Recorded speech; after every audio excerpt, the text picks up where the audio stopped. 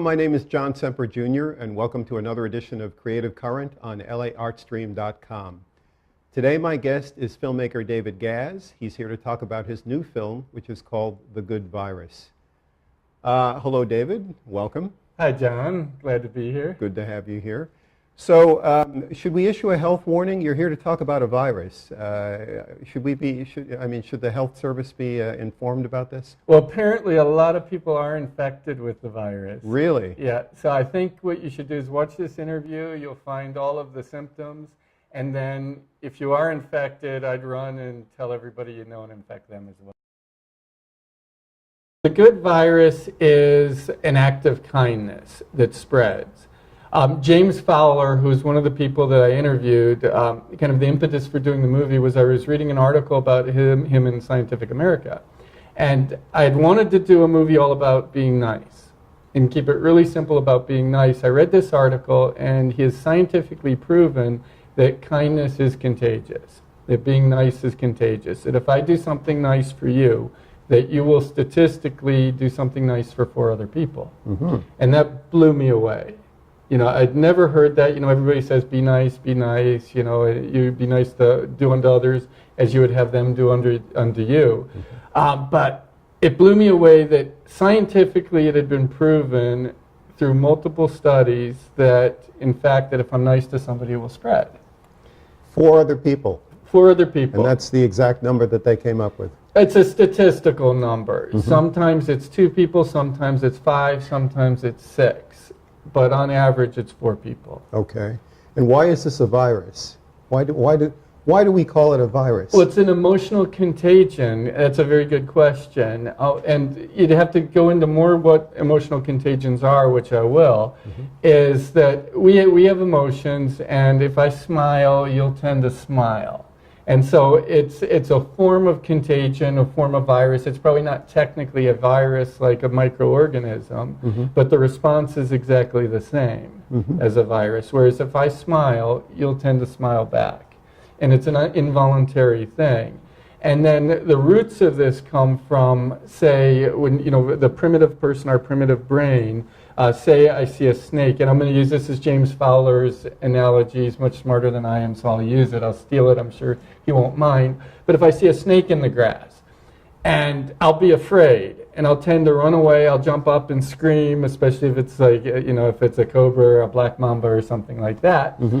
And by screaming and running away, other people will see me scream, and they'll tend to run away as well.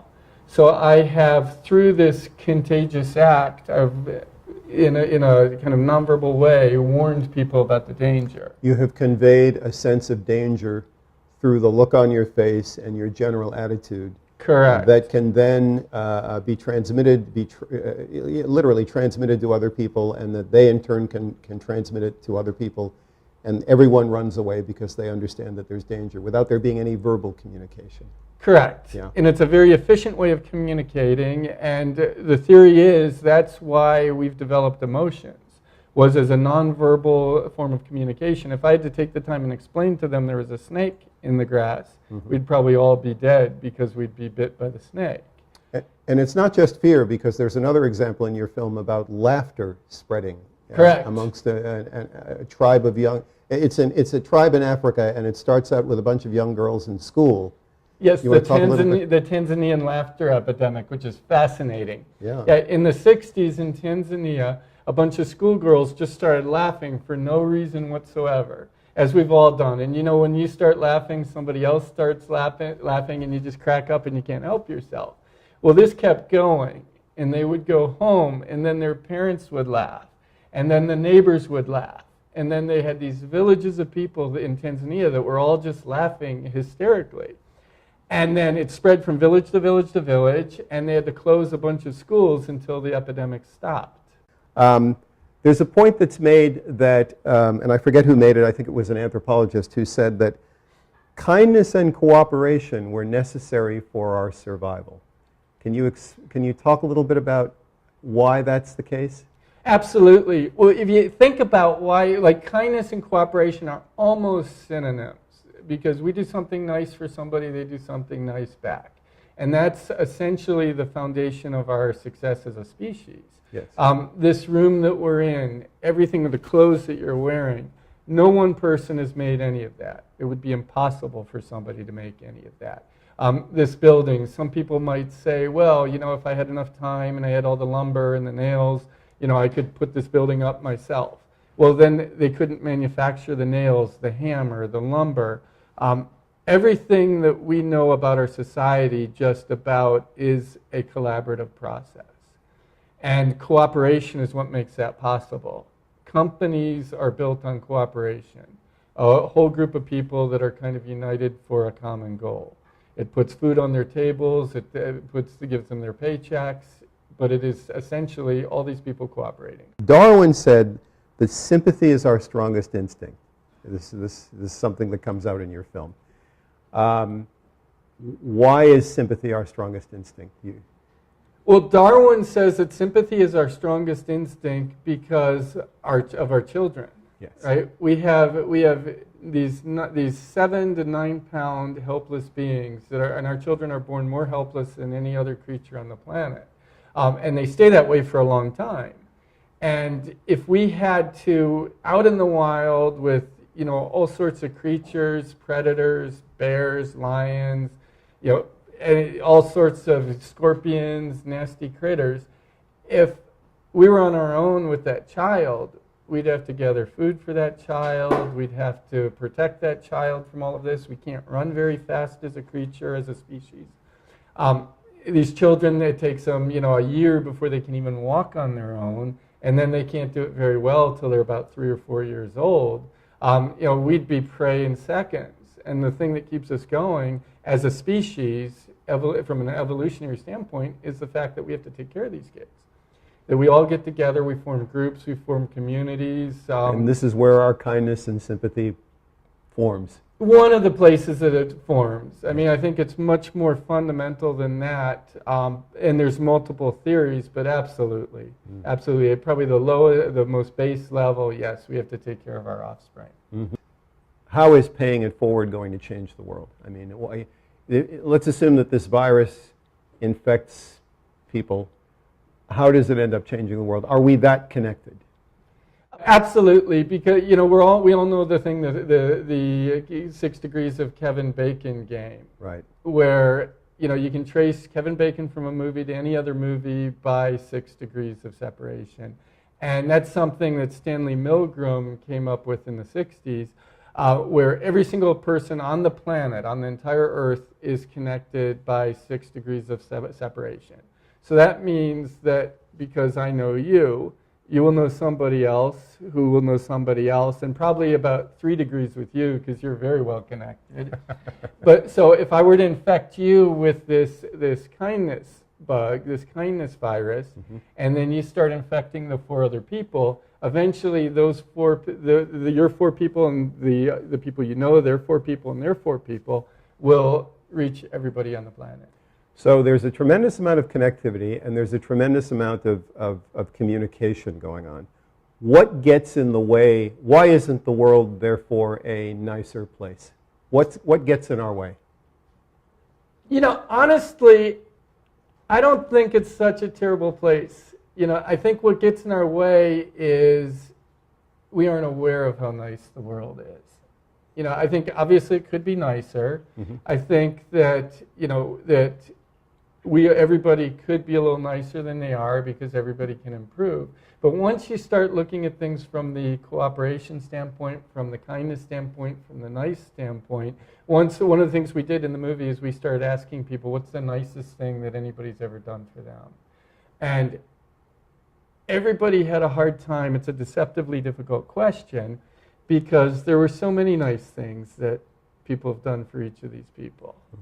And so they would start searching, and then they would usually come up with just some random nice thing. And they became aware of a lot of the nice things that had happened to them. And I think by doing this movie, one of the things that was spectacular is I started looking, rather than at all the bad things that happened to us, I started looking at the nice things that happened to us. I think part of why we feel that the world's a little more dangerous than it ever has been before why it's a little scarier, why it's a little more, more opportunistic, is because the media is always telling us the bad stories. Aha.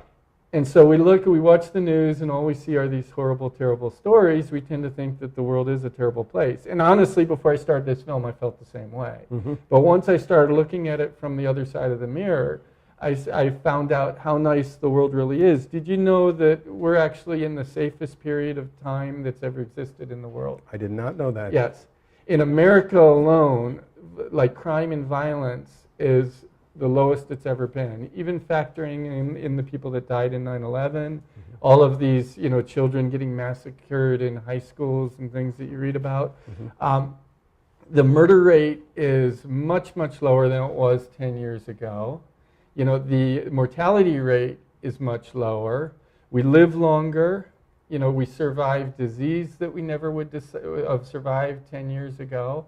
I mean, the world is phenomenally better. And improving and improving. This point you make about the media and perhaps being the thing that gets in the way, that's illustrated by the following. And I'm going to let you explain it. Okay. Why is it that nice guys don't necessarily finish last? That phrase was the bane of my existence for this film. Every time I'd interview people, they would say, well, we all know that nice guys finish last. And it's totally not true. Because again, once you start looking at it from the other perspective, and when I started this film, it was entirely to try to convince people to be nicer and make the world a better place. And again, I think that you can always be nicer and you should always try to be nicer.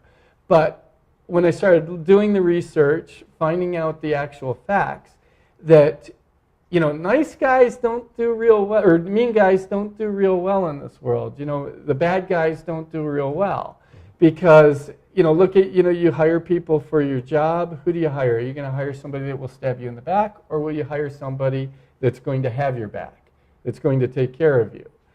When you're working with somebody who tries to take a job away or tries to get your job or talks behind your back to other people that you work with, what do most people do? You take them out of your address book. You try to have them be as far away from you as possible. And I think that translates to everything in real life. People should look at the people that they know, their friends, their family. How many truly bad, terrible people do you know? You've run across them, but how many do you know? How many do you continue to associate with? I have a hunch it's not very many, that we tend to distance ourselves from those people.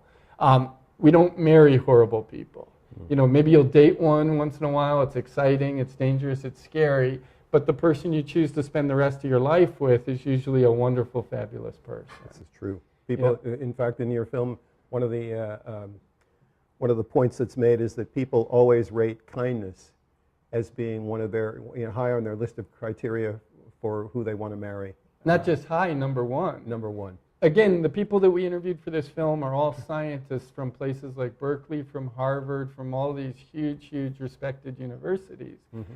And all of the studies are scientifically proven studies. They aren't things that I feel should be this way. Mm-hmm. They aren't anecdotes like somebody that I met that should be, that was mean and got successful. It's done from large-scale studies that are well-funded, and they've scientifically proven all of these facts. Here's what I wanted to get at, though, about the media and nice guys finishing last. That quote, nice guys finish last, was originally attributed to Leo DeRocher. Correct. The famous baseball manager. Player, manager. Player than manager. Player than manager. Yeah, more notable as a manager than a player. That's exactly. Of the Dodgers, the Brooklyn Dodgers. Now, in your film, you did research, and you discovered that he never actually said nice guys finish last. Correct. That was one of the funniest things. And I put it in the film. It's kind of a cheap trick, but I put it in the film because when you want to show something that is fallacious, then disprove the actual quote itself. And what Leo DeRocher had really said is, they said, Leo, are you a nice guy? And he said, no, I'm not a nice guy. You want to see the nice guys? They're over there in the Giants' dugouts. And look at them. They're going to finish in 7th place. And he didn't even say last place. He said 7th place. Right. But then this media that we were talking about that kind of, that they exist on our fears. Yes. Then distorted it. Distorted it. They tightened it up, and well, those guys, the giants, them being, the nice guys, and they'll do in 7th place, kinda. That kind of language doesn't pass well as a headline. So they tightened it up, smoothed it out, and it became, Leo DeRocher says, nice guys finish last. And that's the role that unfortunately the media plays in terms of blocking a little bit of the spreading of this nice virus, this good virus that your film is about. Let's take a moment to look at some clips from your film. So we're going to take a look at clips from The Good Virus, and then we will come back and we'll talk to Dave some more. I mean, I think if you take anyone that believes that nice guys finish last and have them look around at their actual life around them and who they're choosing to be friends with, who they're choosing to work with and interact with, I guarantee you it's not going to be mean people, because who wants to be around mean people? Who wants to be around backstabbers? Like, people sort of organize their life as much as possible in a way to be around people that they find pleasant to be around. So if nice guys do all right and kindness is contagious, then perhaps there's hope for us after all. Perhaps these many tiny acts of kindness would make more of a difference than a few big mistakes. To visualize the impact that spreading kindness could have, think about how small a virus is. 5 to 300 nanometers across. 10,000 viruses end to end equal the width of a human hair. Yet the mass of all microbes on this planet is 25 times greater than the mass of all other animals combined. Now imagine if we were to harness this power for good. Imagine if we were to infect the whole human race with the good virus. We, I believe, are in the midst of a revolution. We've had 20 years of massive self-interest that has gotten us into a lot of deep trouble. And we've had financial collapses, and we have expanding ozone problems in the sky and global warming. And the revolution is reorienting toward kindness as a way to solve some of these problems. You never lose doing good. You never lose being nice, kind, and loving. Take Mahatma Gandhi, or Martin Luther King, or Nelson Mandela. Start wherever you want, start with whatever country you want, start with whatever culture you want, and you read the stories of those individuals whose lasting impact have changed the world and changed people's lives. You're going to see that they were committed, convicted, compassionate, loving, kind-hearted, tender-hearted, driven, passionate individuals. Good, wonderful stuff. How do you feel about the film? What's going on with the film right now? What are your plans for the film? Tell me a little bit about what's happening. Well, I feel very good about the film. As a filmmaker, you watch this thing 100, 200, 300 times. It's kind of hard to tell. You lose a little bit of perspective, but I feel that the world can only use, more and more films about being nice and being kind to one another. And I feel just having been part of a film like this has been just, a terrific part of my life. I'm taking a different approach than I have in my last films with this one. And I'm taking it very slow. I purposely do not have any investors on this. I've financed the whole thing myself. I'm fortunate enough to be able to be in a position where I can do that. And what I did that for is to allow me to take it very, very slow. That I'll do one cut of the film. I'll wait about 2 or 3 months for that watching it over and over again effect to subside, and then look at it again from a different perspective. Currently, we're sending it out to festivals. We sent it out to Cannes, to the Venice Film Festival, and also to Sundance. It didn't get into those 3 festivals, and a year or 2 ago, and I think a lot of filmmakers who've been in my shoes would probably say, screw it, they don't know what they're talking about. They've got so many other studio films that are putting lots of money, they won't even care about a little independent film. And I do not believe that. I say I need to make it better. And so I'm using all of the feedback from screenings to, take it very slow and make it better and better. Mm-hmm. And I'm feeling very, very good about the film right now. So this is very much a work in progress for you right now. I think it will always be a work in progress because I feel I'm going to keep going. When the film's distributed, I'm going to keep going. It's changed my life. Being surrounded by kindness just changes your whole perspective. You know, we don't have a TV anymore.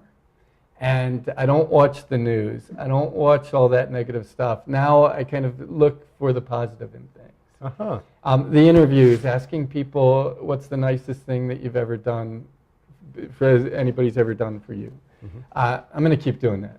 It's addictive. That's great. Well, speaking of which, you're working on a book that we've got a kind of a sample copy of. It's called The Good Virus, or Good Virus.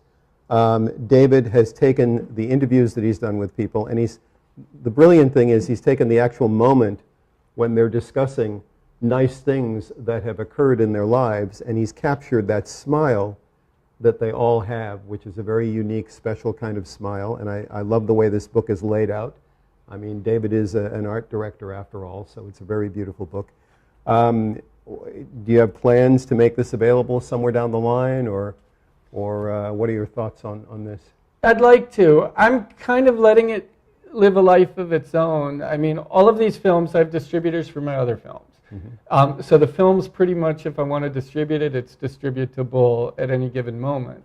But I'm just putting it out in the world. I want to see what happens to it. I want to see how people respond to it. I want to see how people respond to the book. For the first time in my life, I'm doing it without a plan. I've kind of felt... Well, you've always been a spontaneous guy, though. Yeah.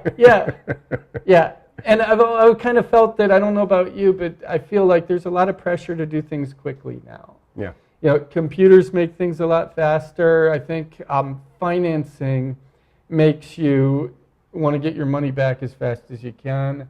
I think that just the nature of life now is fast. And I'm trying to do the exact opposite and do it slow, just to see what happens. Yeah, I'm trying to take everything out of it that would make it have to go fast. Maybe we'll start spreading the slow virus somewhere down the line. That would also help society.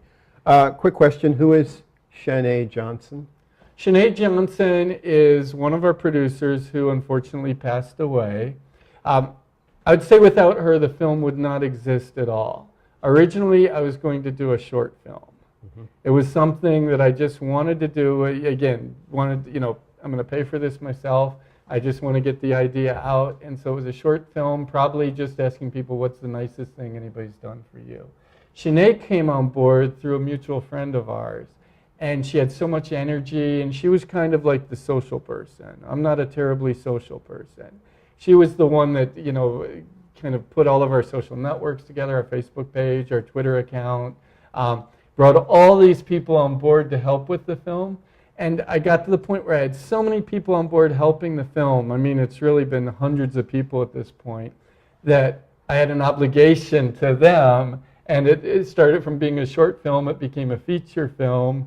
We started amassing tons of material, and it became almost this, I almost hated her for it, because something that would be very much just a leisurely thing became a job. But I'm grateful for her as well. And she's in the film. She's the one in the big virus costume. Yes, she is the good virus. She is the good virus. Yeah. She embodies the soul and the spirit Absolutely. of the good virus. And you and everything about the good virus. Yeah. You dedicate the film to her, which I thought was very, very wonderful.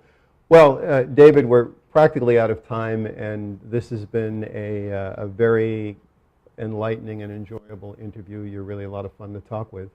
I hope you'll come back and visit us again. Absolutely. And do you have a website for the Good Virus film and for your work in general? Yes, we do. www.goodvirus.org. And that's the only one that's important. I'm not here to promote my own work. I just go to that website, Google Good Virus. It's the first one that comes up with Google. It's all about the film. It's all about being nice. It's all about spreading the good virus. And you're using, instead of using the media to block the good virus, you're actually now using the media to... Got to turn it against itself, right? Absolutely. I think that's scientifically very, very clever, very wise. Anyway, thank you all for joining us for Creative Current at laartstream.com. We will be back with more shows, and hopefully we'll bring David back sometime in the future. And I want to thank you. My name's John Semper. Thanks for joining me. Bye-bye.